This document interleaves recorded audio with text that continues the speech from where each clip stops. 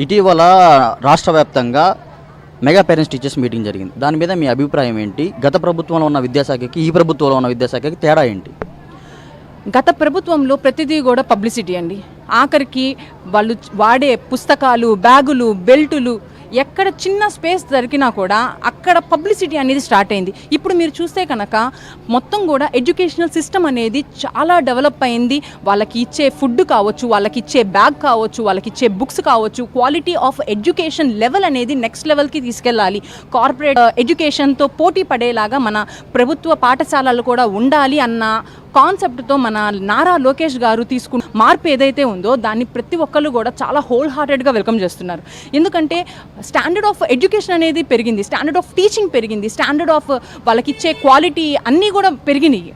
వీటితో పాటు ఆపర్చునిటీస్ పెరిగినాయి. ఇంకా స్కోప్ ఆఫ్ ఎడ్యుకేషన్ వాళ్ళు ఇంకా ఓన్లీ బుక్స్ నుంచే కాదు, బయట నుంచి కూడా వాళ్ళకి ఎక్కువ వ్యాస్ట్ నాలెడ్జ్ అనేది ఈ ఏజ్ నుంచే వాళ్ళు గ్రాస్ప్ చేసుకునే కెపాసిటీ వాళ్ళకు ఉంది. కాబట్టి వాళ్ళని కరెక్ట్ వేలో గైడ్ చేస్తే వాళ్ళు ఫ్యూచర్కి మంచి లీడర్స్ అవుతారు, ఒక ఫ్యూచర్ బ్రైట్ స్టార్స్ అవుతారు అన్న విజన్తో మన నారా లోకేష్ గారు ఎంతో కష్టపడుతున్నారు. దానికి తగ్గట్టుగానే పిల్లలు కూడా చాలా కష్టపడి చదివి ఎంతో ప్రోగ్రెస్ అనేది చూపిస్తున్నారు.